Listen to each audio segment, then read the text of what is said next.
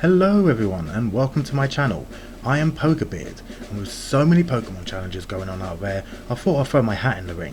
I first saw the ones done by Mah-Dry-Bread and I will say I instantly loved them. I've watched all his videos and they're just brilliant. If you want to check out his videos, there's a link in the description. So I thought to myself, what could I do for my first challenge? Then I finally got it. Can you beat Pokemon Fire Red with just a Meowth? Now to set the rules that I'll be using for this challenge.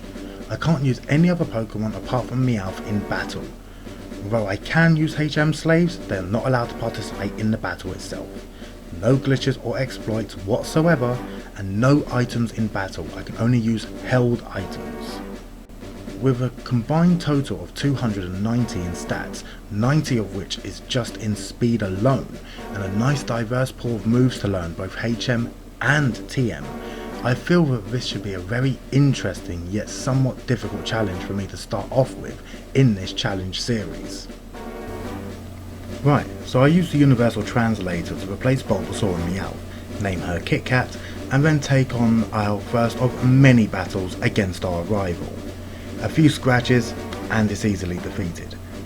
We then go to pick up Oak's parcel, get a potion on the way, get our Pokedex, borrow a map and make our way to fight Brock.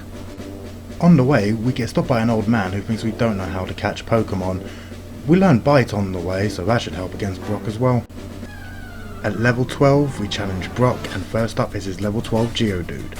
Bite really does help here as 3 bites and Geodude is down. Kit Kat reaches level 13, then Onix is sent out. Onix flinches due to the bite, then hits us with a Rock Tomb, taking half our health and slowing us down. Onix strikes first with a tackle and then we hit him again. Onix hits another tackle, bringing us to 6 HP, but we finish it with a bite, getting us the Boulder Badge. Reaching Cerulean, I decide to take on our rival first. Pidgeotto's up first, and with an amazing stroke of luck, it flinches 4 times in a row and faints. Rattata isn't too much trouble, only landing a hit due to quick attack. Charmander's embers prove too much though, as we do faint as a result. Back at level 23, Pidgeotto doesn't use sand attack, but it does take a huge chunk of our HP.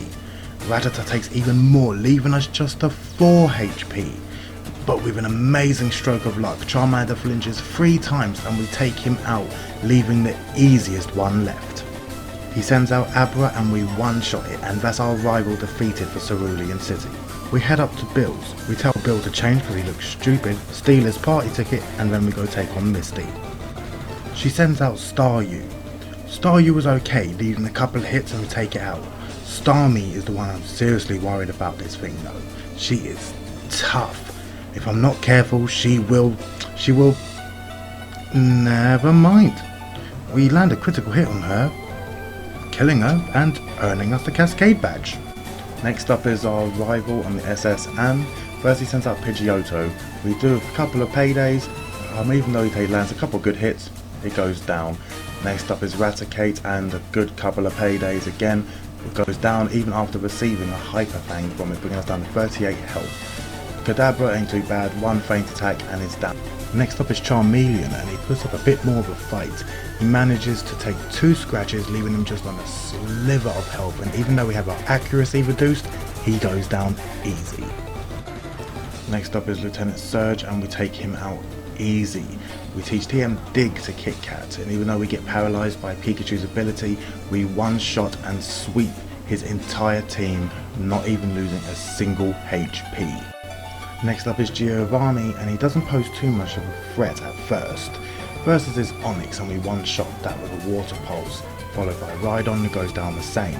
His Kangaskhan is a little bit more difficult, it makes us flinch, but a couple of good scratches and it's out. Erica's up next, and I don't like her poison type. Victory Bell goes down in 1 slash thanks to a critical hit. Tangela takes a couple of slashes, but it does land a poison powder on us, meaning that it's going to make Vileplume a lot more difficult. Unfortunately, because of Giga Drain and the poison, we are unable to take out Vileplume, so we're going to need to level up a little bit more I think before. Back at level 46 and she sends out Victory Bell.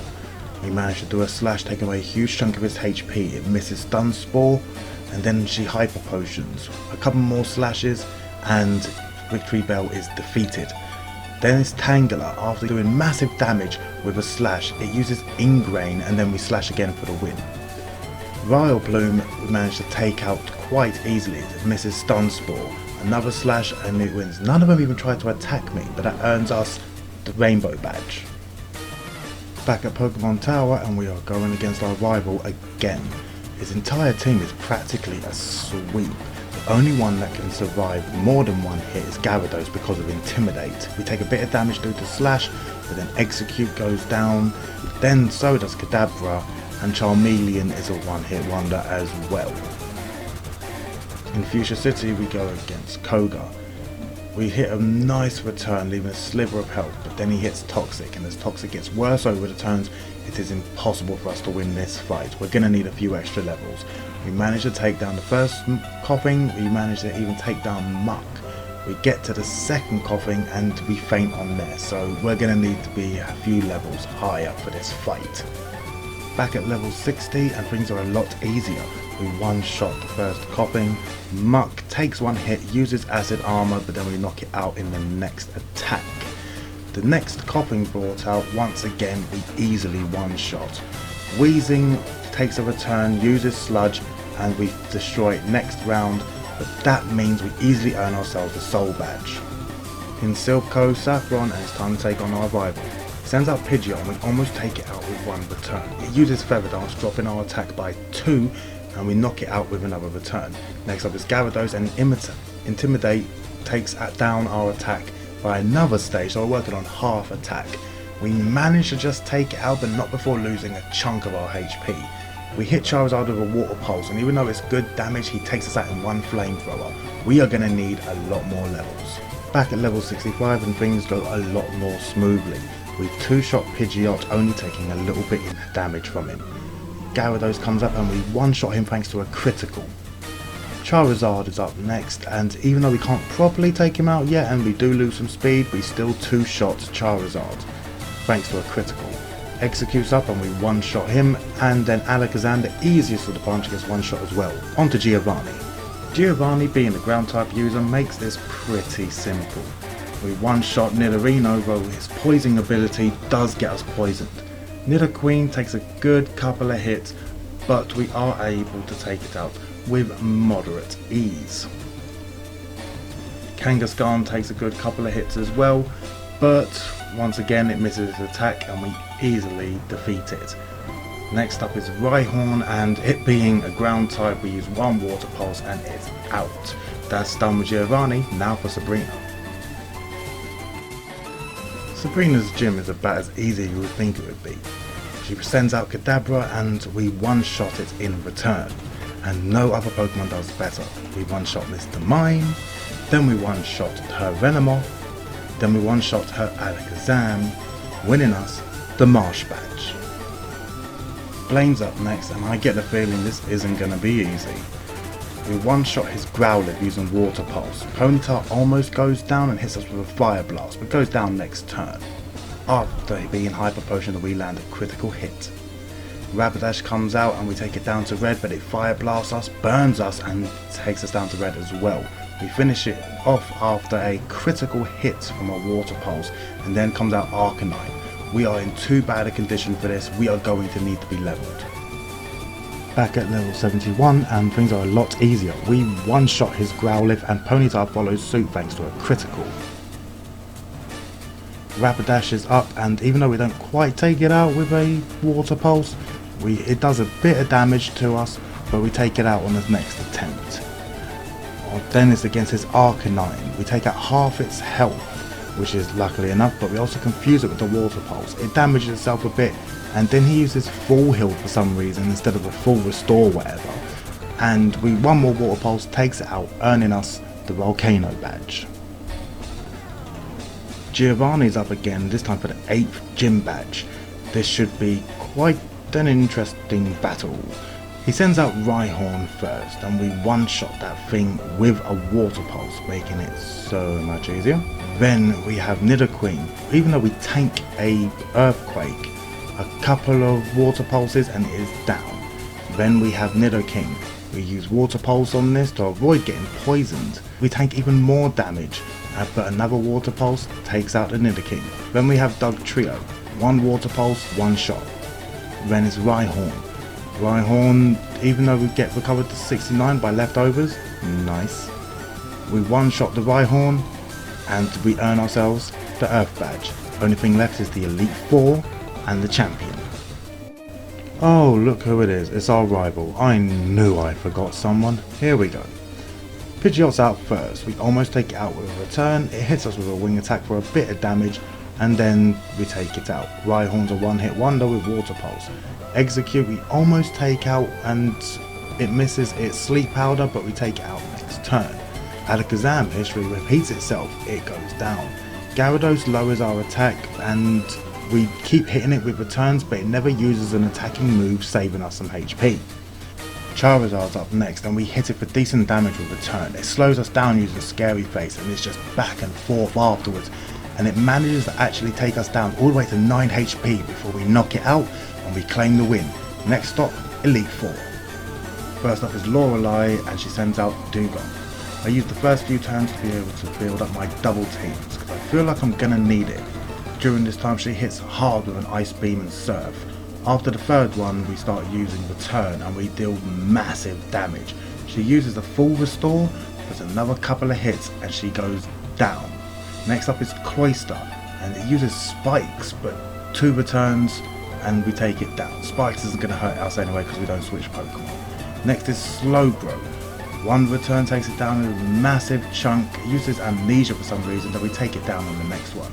We hit Lapras hard, and then it heals with a berry. We take it out on the next one. And Jinx is a one-shot, beating Lorelei. Next up is Bruno, and he doesn't worry me that much. He sends out Onyx, and I decide for the first few turns just to build up my double teams a little bit. Once I get them to about 3, I then decide to one-shot him with a Water Pulse. Then up is Hitmonchan, and we one-shot him with Return. And the same goes for Hitmonlee.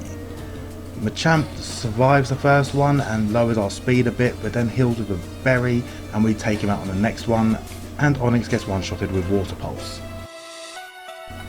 Next up is Agatha, and she sends out her Gengar. I start building up my double teams, and then she starts doing it as well, so it's a double team showdown. After we get up to about 3 double teams, I decide to use Bite, and we almost take it out. It uses another double team, but we take it out next turn. Next is Golbat, and we one-shot it with Return. Then Arbok comes out, and a couple of returns later, and it's down. Her second Gengar's out, and we do massive damage with a Bite. It misses Hypnosis, and we finish it off on the second Bite. Her Haunter comes out, and it's not much trouble. We take it down to a sliver. She uses full restore, and we take it out on the second hit, ending Agatha. Lance is next, and we build up our double teams on his Gyarados after Intimidate takes us down. Once we reach max on our double teams, we two-shot him with Return. Next up is Aerodactyl, and we hit it with a critical return. It then heals up with a full restore, so I'm not happy about that. We have no choice but to keep whittling it down with returns, not taking any damage, and we knock it out. Next up is Dragonite. Dragonite is out, and it misses both its outrages while we deal 2 returns and big damage. It heals with a berry, and we hit another return and devastating Hyper Beam. But 1 more return and we take it out. The Dragonair appears, and a couple of returns. Doesn't really do much, except he does use a full restore on the first one. When the second one comes out, we just hit it with a couple of returns and it's gone, and that's the end of Lance.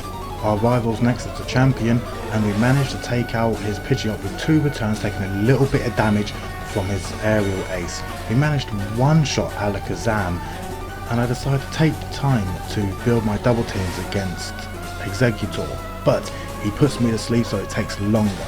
But after we built it up, a good couple of hits and he's out. Rhydon isn't much of an issue, as we simply one-shot him with a Water Pulse. Gyarados is long and grueling, as I had to keep whittling him down as he just keeps using full restores. But eventually he just gave up and let Gyarados faint, so we can move on to the biggest one I'm having problems with, Charizard. Even though we've had problems with Charizard in the past, it doesn't seem to be much of a problem now. The Water Pulse on a return takes him down to red, and even though he heals with a berry, it's not enough. 1 more return knocks him out, meaning we have beat the game and become the Pokemon Champion. Well done, Kit Kat. you have truly earned yourself your place in the Hall of Fame. And as the credits begin to roll, I sit and reflect on the experience I just had. This challenge has been quite difficult, but at the same time it's been so much fun. Having to think so differently about battles and movesets opened my eyes. I can see why people do this, and I would urge you to give a try to a run like this if you can. I can't wait for the next challenge. I'm open to any ideas or suggestions you might have for the next run. Thank you very much for watching, and if you liked this challenge, please hit subscribe and ring the bell for when I release more. I plan to release one at least once a week if I can. I'm still trying to sort out my timeline at the moment. So thank you very much, and until the next time, I'll see you later.